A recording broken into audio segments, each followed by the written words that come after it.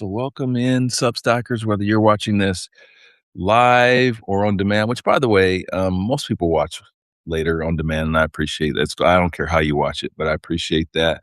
And that's just a lesson, first of all, for some of y'all to think about that are thinking about doing live streams on whatever platform. Here's what I love about live streams before I get into the subject of this. I love that I can kind of just like have the stream of consciousness and like data dump, brain dump and get all these great things out and that people can watch it when they want to watch it, right? So they whenever your schedule works for you, you get to watch it. And it's also a great tool for micro content. So for me, I hop on this for 30 minutes, 45 minutes, whatever it is, have a conversation, say a bunch of things. 30% of those things are brilliant. And those 30%, that 30% ends up as content. All right. So again, for you guys that are just hopping on, had a client meeting that rescheduled. So I thought I'd hop on here real quick and give y'all some game. So I have been talking nonstop about AI, right? And talking about how people are using AI and sharing how I use AI. So if you guys have not seen, I did a live stream last week. Go back and check that out. Those that have been like, "Whoa, holy shit, I didn't even think about it that way." So here's how, first of all, let me give you the philosophy before I put you on game and show you what I did. So when we're using this technology, whether it's AI or any new technology, we have to be thinking about a few things. We have to be thinking about, does it bring us closer to our customer? It always has to start from the customer in. That's where people get it screwed up. They start here. It's all about me. It's not about the customer. And so I think about, does it make my customer's life easy? Whether it's a prospect or whether it is an existing customer, does it make their life easier? Does it bring me closer to them? Right? Does it expedite the process of pressing the flesh? Because ultimately, that's what's going to separate you and it separates us from the robots. I've been talking very openly about this.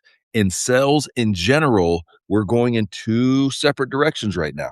Okay. We're going transactional and we're going consultative. But what you thought was consultative in the past is not going to be what consultative looks like in the future. And what you thought was transactional in the past is not what it's going to be like in the future. Here's what I mean. AI, it's taken over this shit. It can do it better than you. It can answer questions faster than you. And guess what? Your buyers are comfortable with it. Millennials are the number one buyer right now.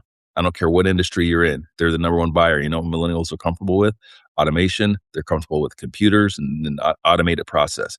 That's not Ronell's opinion. That is a fact. Look it up. That's what the data says. So now, if you're thinking about how you're, because of that, we have to, I don't care what industry you're in, we have to get more niche. We got to get more consultative because that's what's going to separate you from the robots.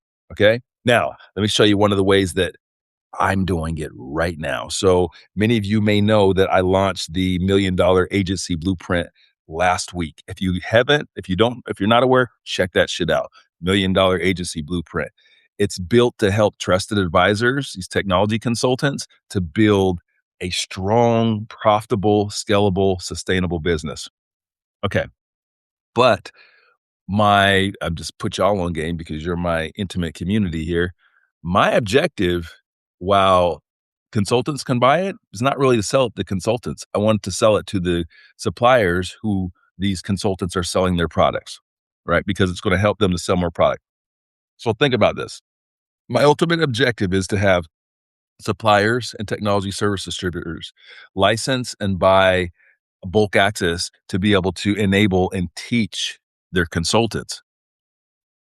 So to that end, I have to think about how I can create tools, how I can create process that makes it as frictionless as possible, right?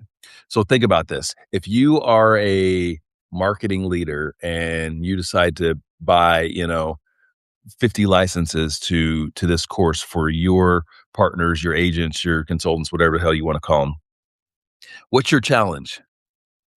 What's your challenge? And goes back to some of my sales philosophy that you guys know that have been following me for a long time. You always got to think about solving problems for your customer, right? What are the things they care the most about, and how do you solve it, irrespective of your product? So if someone buys 50 licenses for me, like, from me, like, now what? What do they do? Like, how do they get them out? How do they distribute them? How do they decide who's gonna get them? How do they send those messages? How do they, there's an actual, like, function of distribution and execution. So, I could simply say, "Hey, listen, here's your licenses, here's your codes, go have fun with it."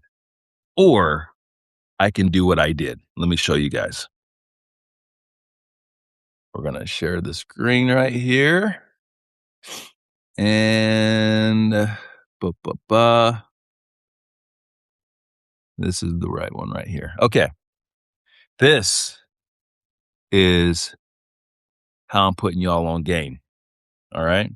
What you're seeing right now is my client launch kit.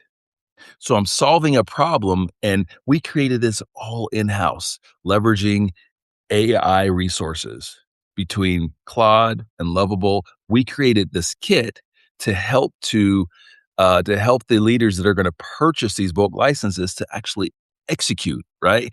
To So what we built in here is we built a 5-step process, right? And I'm putting y'all on game. I built this all in house. Okay. So again, as we think about AI and how we use it, how are we using it to make our customers' life better?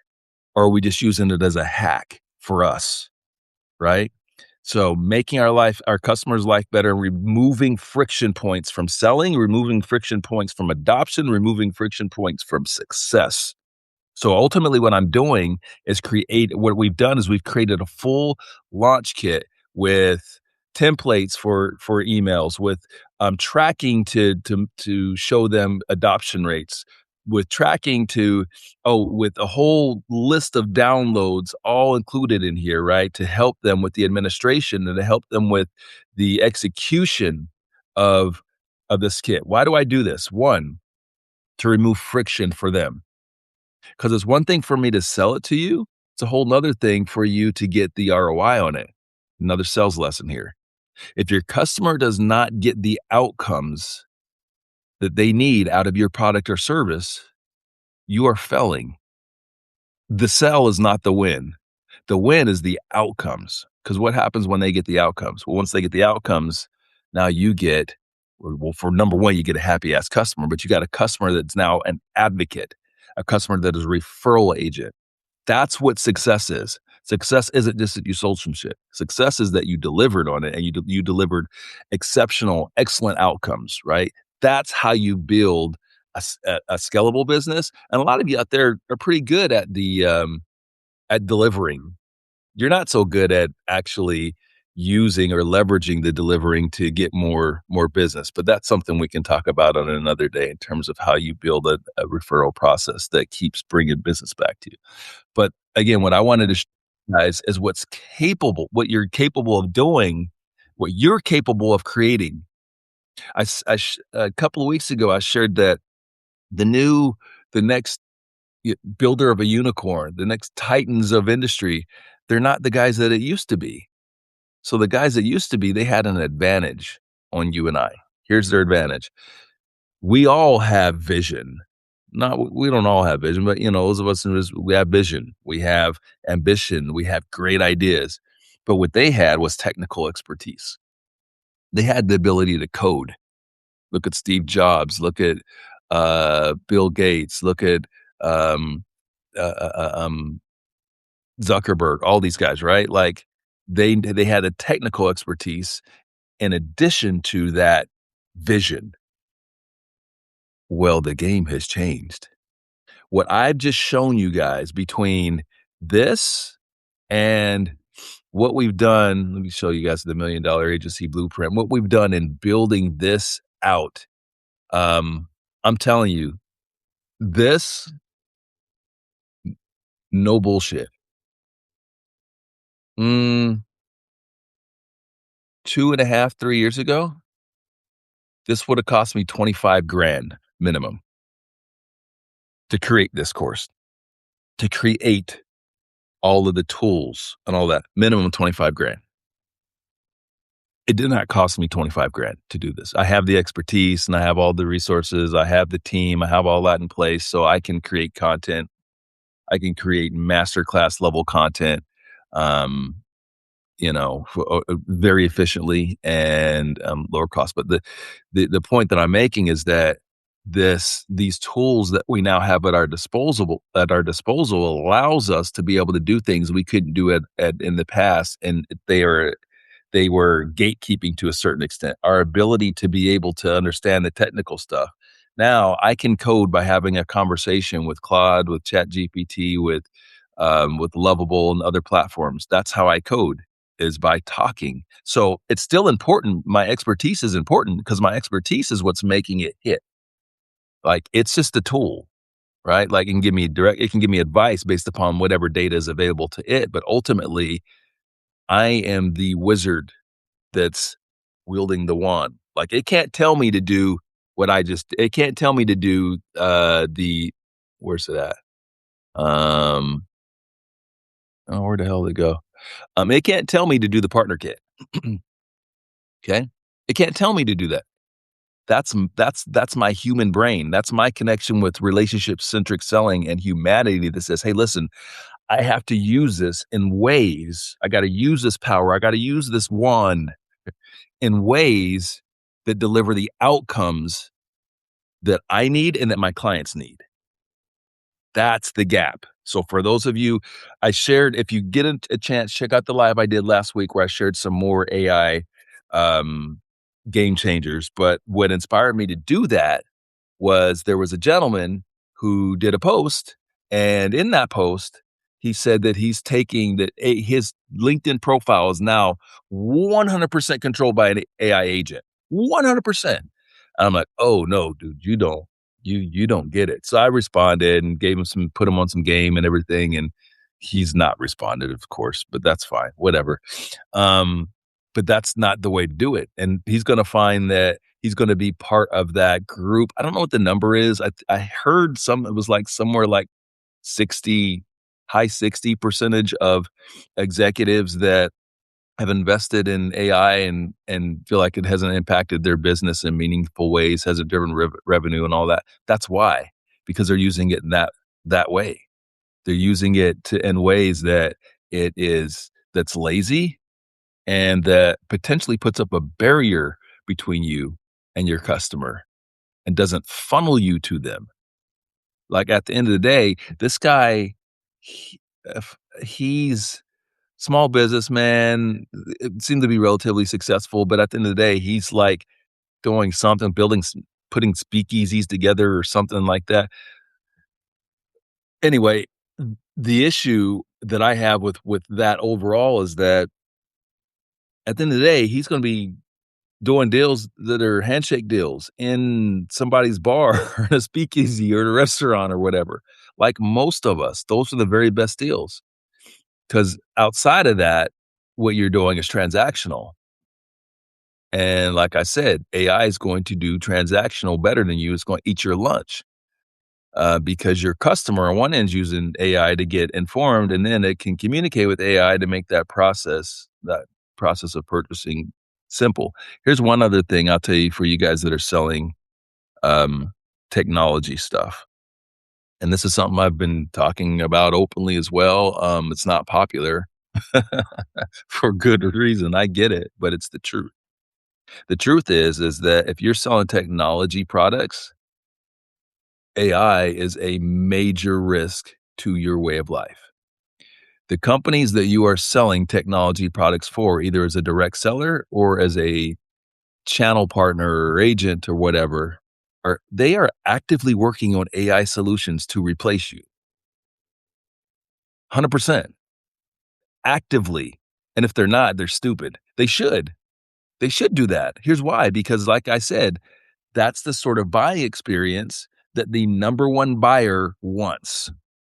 They're totally comfortable with working with computers. They're totally comfortable with that sort of process. Okay? So the companies that you're working for are actively working on these solutions. So if you're going to continue to be successful, if you're going to build a long-term business in selling technology, well, you have to get better at consultative selling. You gotta get better. You have to become an expert in a very specific vertical or verticals, right? You gotta be a subject matter expert, and you have to come with real solutions, and real solutions have to come beyond your product. The most valuable advisors in the world, the most valuable advisors, they have one thing in common. Their clients don't just ask them about the shit that they sell. They ask them for advice on lots of different things. That's because those people have established themselves as true trusted advisors, as someone that has expertise in that industry and in that niche. So that's what you should be working towards. Um, as big as the world is, you can niche down. You can bring focus because the focus is how you're going to win. Because if you are just a jack of all trades and you can serve everyone at this level, well, AI is going to eat your lunch because it can answer faster than you, can respond faster than you, all these things. So if you establish yourself, so instead of being like a general, we'll use a medical term, instead of being a general practitioner, we need to be specialists. Look at that. Wow, what a great like analogy and comparison. Look at that industry. Look at that industry over the last 20 years. General practitioners, that's the doctor that, from all the old movies that used to come to the house and everything, your trusted physician. How many of y'all have a doctor now? How many of y'all have a Doc Smith or whatever like these have in those old Western movies? Most of you don't. I do but I have to pay extra for it. The most don't. You see nurse practitioners, you see nurses, you see a practice that might have a couple of general practitioners change drastically.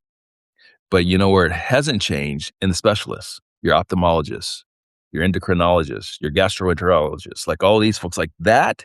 And that's what you have to be in the future of sales. You have to be a specialist. And here's what comes with being a specialist.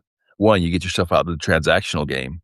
You get to make more money because generalists are going to make less money because generalists is just a path to, what do they say, race to the bottom, right? That's what it's going to be because AI is driving down the cost of everything. So the specialists, that's where your money's going to be. Okay. And learning how to use these tools like a specialist, like a surgeon, and not like a freaking hack is what's going to make you successful. Okay. I'm still sharing the screen. So yeah, guys, I just wanted to hop on, drop a little game, hopefully in some ways that can make you guys that much more successful. Um, Tools, again, I'm always sharing tools that I'm using. That particular site was built in Lovable. Um, but again, the tools are amazing and you will be surprised what the hell you can do with it. But I've been working on that particular platform for 7, 8 months, almost every day. So my level of expertise and knowing how to, I keep using this analogy, knowing how to wield the wand, because that's what AI is. It's like the magic wand. But for y'all Harry Potter fans, remember when Harry didn't know how to use that damn wand? Remember when Harry couldn't use that wand? And then Harry figured out how to use the wand and expectoronus and whatever. I'm not a big Harry Potter guy, but whatever he used to say, all that shit, and he'd make great things happen. That's what AI is. It's your magic wand, but it's only as good as the wizard that's wielding it. So keep checking in, guys. I appreciate you guys that when you see that live email come over, you hop right over. I certainly want to make sure I never waste your time and give you something that you can take away, that you can apply to your business and be more successful. Hey, again, $1 Million Agency Blueprint. If you are a trusted advisor, a consultant in technology, request it from your suppliers, request it from your TSDs. Okay. I want this is I listen, the quality of content in it is like anything ever done before. It's fucking amazing. Everything that you need foundationally. I was on a call yesterday with a gentleman who used to be a TA for 4 years, and he's saying, "Yeah, I would've liked this and then this and that." I'm like, "Oh, yeah, yeah, bro." Like, I kinda was biting my tongue to not interrupt him, like, "No, all of that's in there. It's all in there. How to build it intelligently, how to understand which partners to work." Here's one piece of information I'll drop with you guys. One of the biggest challenges in a world where there's 1,000 companies that are selling in that channel ecosystem is, well, who do I sell? Who do I partner with? And more times than not, we default to the money. Oh, these guys are paying this percentage. These guys are paying that percentage. And that, while money matters, that's not how you should be making those decisions. You have to make them more intelligently, because if you're going to build a really great business, you got to have the right partnerships. You got to have people that offset your weaknesses. So I'm gonna put y'all on game, give y'all a little insight in the course. That's one of the things that we talk about and give specific direction. In order to understand who the best partner is for you in business, whether it's your customers or it's a collaborator or a supplier, as we're talking about right now, you know who the most important component is in that? It's you. You got to understand yourself. I've been married for 28 years, 27 years. Oh, shit, I don't know, man. Once you get past 25, it's like, and we've got an anniversary coming up here in another week, little over a week. But let me tell you something. One of the keys to longevity in any relationship is understanding yourself first.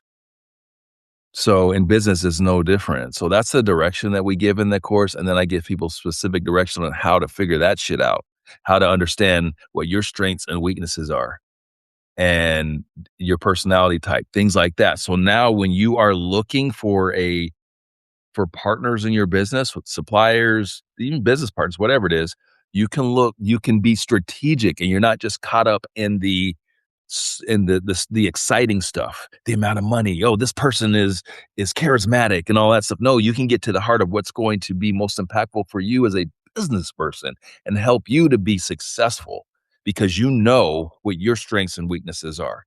And once you understand what your strengths and weaknesses, this is one of the keys to scale. Once you understand what your strengths and weaknesses are, you can start to play to your strengths and minimize your weaknesses through intelligent, strategic partnerships and alignment.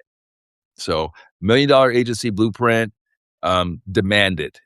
Don't ask for it. Demand it from your suppliers. And if you are a supplier, you better get access to this. You better be hitting me up for bulk licenses sooner than later because if it's not you, because I'm on it. Y'all see me? This is what I do. I'm passionate about this shit. I'm a pretty good salesperson, right? Pretty good salesperson. Wrote the book on it. So if it's not you, it's going to be your competitor. Yeah, those are fighting words. If it's not you, your competitor is going to have this, and your competitor is going to be arming up their agents to sell their product. So now's the time to get on the train. Choo choo. Hey, shout out. I'm drinking my coffee out of my Black Hydrovac mug. Shout out to Black Hydrovac. If y'all happen to be checking this out, appreciate y'all. Have a fantastic rest of your day. And remember, whatever you are going through in your business and your life, it is only it does not define you. It does not determine whether you are ultimately successful or not. It is a season. Okay. So stay the course, stay focused, stay disciplined in your actions, and just move forward every single day. And someday you're not moving. Someday I had one of those days yesterday. I'm just like, "Oof, okay, I'm just going to like tread water, tread water, tread water, but always keep moving. Because ultimately, if you keep moving, you're going to keep moving forward. Okay. Have a great rest of your week, guys. Thanks for checking in with me. If you like this, comment, share, do all that good stuff. I need you. I need you. Okay. I need you. Appreciate y'all. Peace out.